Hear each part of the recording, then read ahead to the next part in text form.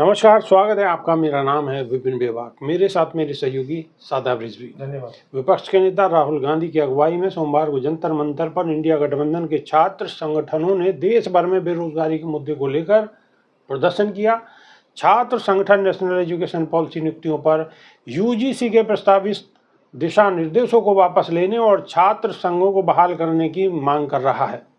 राहुल गांधी ने कहा है कि देश में सबसे बड़ा मुद्दा रोजगार का है और सरकार इस मुद्दे पर चुप्पी साधे हुए है। राहुल बोले, हम छात्र हितों से समझौता नहीं करेंगे। उन्होंने कहा है कि आरएसएस देश के एजुकेशन सिस्टम को ख़त्म कर रहा है और आने वाले वक्त में किसी को रोजगार नहीं मिलेगा। राहुल गांधी ने कहा है कि एक संगठन हिंदुस्तान के भविष्य वो एजुकेशन सिस्टम को ख़त्म करने में लगा हुआ है, उसका नाम आरएसएस है।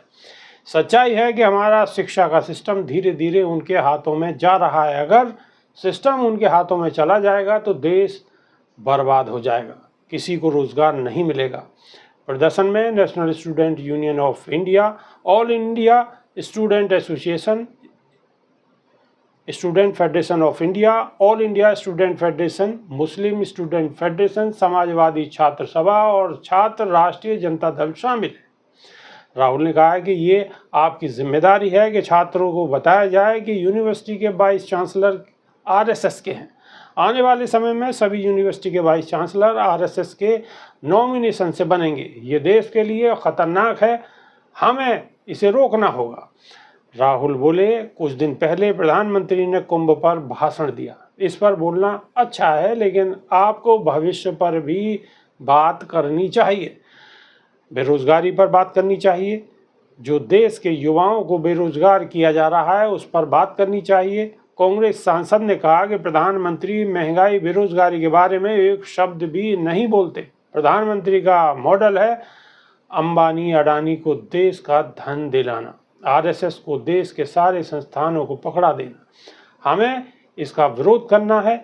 राहुल ने कहा है कि ऐसा विरोध देश के कोने कोने में कीजिए, हर गली मोहल्ले, हर यूनिवर्सिटी में कीजिए। जहां आप ले जाना चाहेंगे मैं आपके साथ चलूंगा। आप छात्र हो, यहाँ अलग अलग पार्टियां हैं, विचारधारा में थोड़ा थोड़ा फर्क हो सकता है, लेकिन हिंदुस्तान का एजुकेशन सिस्टम है, उससे हमें कोई समझौता नहीं करना।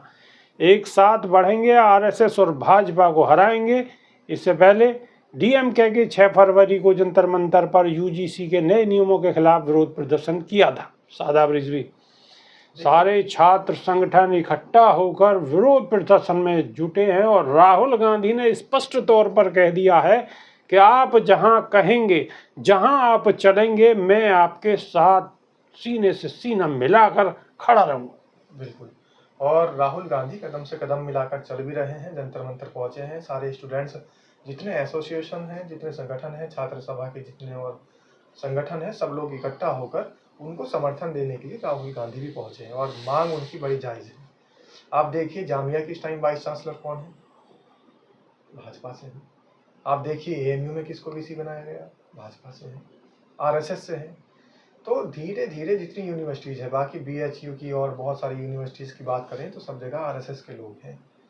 अब धीरे धीरे जब आरएसएस के लोग वहाँ पर जाकर वीसी बनेंगे तो फिर वहाँ के हाल क्या होंगे? फिर वहाँ मनुस्मृति का ही बोलबाला होगा। आरएसएस के लोग, जैसे दत्तात्रेय होसबोले जी कहते हैं कि आरएसएस के लोग कहीं भी शामिल नहीं हैं सरकार में, तो ये कौन लोग हैं जो फिर सरकार के जरिए वीसी बनाए जा रहे हैं, सरकार के जरिए गवर्नर बनाए जा रहे हैं, उपराज्यपाल बनाए जा रहे हैं, उपराष्ट्रपति बनाए जा रहे हैं? तो फिर ये कौन लोग हैं? ये सारे, या तो ये कह दीजिएगा कि इनका आरएसएस से कोई नाता नहीं रहा।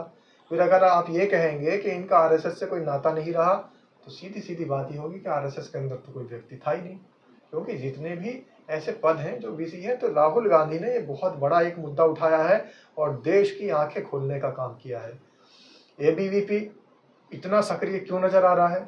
इससे पहले एबीवीपी इतना सक्रिय क्यों नहीं नजर आता था? आप लोग गुणगान कर रहे हैं एबीवीपी के, मुख्यमंत्री देता है एबीवीपी, प्रधानमंत्री देता है एबीवीपी।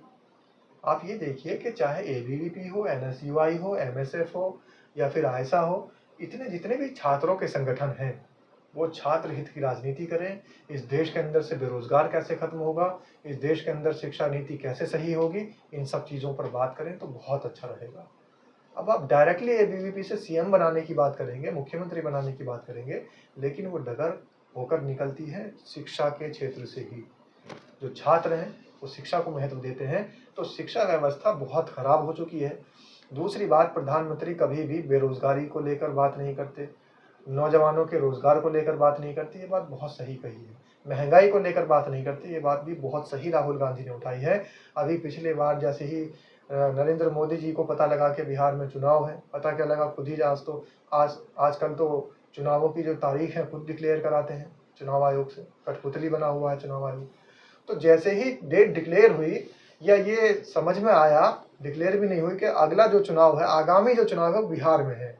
बिहार के अंदर मखाना बहुत ज़्यादा प्रसिद्ध है, पूरे देश भर में, दुनिया भर में बिहार से मखाना जाता है। तो प्रधानमंत्री ने तुरंत एकदम एक बयान दिया, सोशल मीडिया पर भी शेयर किया कि मैं तो 30 दिन में, महीने के 30 दिनों में 25 दिन मखाने खाता हूँ। लेकिन प्रधानमंत्री जी ने मखाने का रेट नहीं बताया। मखाने के जो व्यापारी हैं, मखाने को जो लोग काम करने वाले मजदूर हैं मखाने के लिए, उनकी दुविधा नहीं बताई। मखाना कितना महंगा है, महंगाई कितनी आसमान छू रही है मखाने की, वो नहीं बताया। ऐसे ही प्रधानमंत्री ने कहा कि आत्मनिर्भर बनो, पकौड़ा तलो। लेकिन पकौड़ा तलने के लिए भी जितना तामझाम इकट्ठा करना होगा, जो वहाँ के लिए गैस लानी पड़ेगी, उस गैस का रेट नहीं बताया। तेल का भाव भी नहीं तेल जो बताया। उसमें जिसमें तले जाएंगे, वो तेल का भाव 2 गुने से भी ज्यादा हो चुका है, वो नहीं बताया। तो प्रधानमंत्री हमेशा से कहते हैं कि 2 करोड़ पर ईयर नौकरी देंगे, लेकिन वो नहीं दी गई, ये कभी नहीं बताया।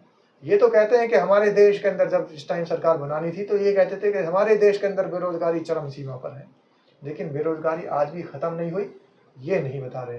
बेरोजगारी दिन पे दिन बढ़ती जा रही है, प्रधानमंत्री ये नहीं बता रहे। तो प्रधानमंत्री की चुप्पी पर अगर राहुल गांधी तंज कस रहे हैं और निशाना साध रहे हैं, तो ये कहीं ना कहीं देश के छात्रों के हित में है। और देश के छात्रों को तो ऐसी वीडियो को तुरंत वायरल कर देना चाहिए, बिल्कुल ज्यादा शेयर करना चाहिए कि राहुल गांधी की आवाज इस देश के हर छात्र के लिए है। और छात्र संगठनों की मौजूदगी बता रही है कि हर जगह छात्र संगठन राहुल गांधी की आवाज में आवाज मिला रहे हैं। इसका मतलब देश के अंदर से रोजगार और बेरोजगारी और महंगाई जैसी समस्याओं का निदान होना आवश्यक है। बिल्कुल आवश्यक है। देश के छात्र अब राहुल गांधी की तरफ टकटकी लगाकर देख रहे हैं। शायद बदलाव यहीं से शुरू होगा। तो अभी के लिए सिर्फ इतना ही। नई वीडियो में फिर रूबरू होंगे। बहुत बहुत शुक्रिया। नमस्कार। धन्यवाद।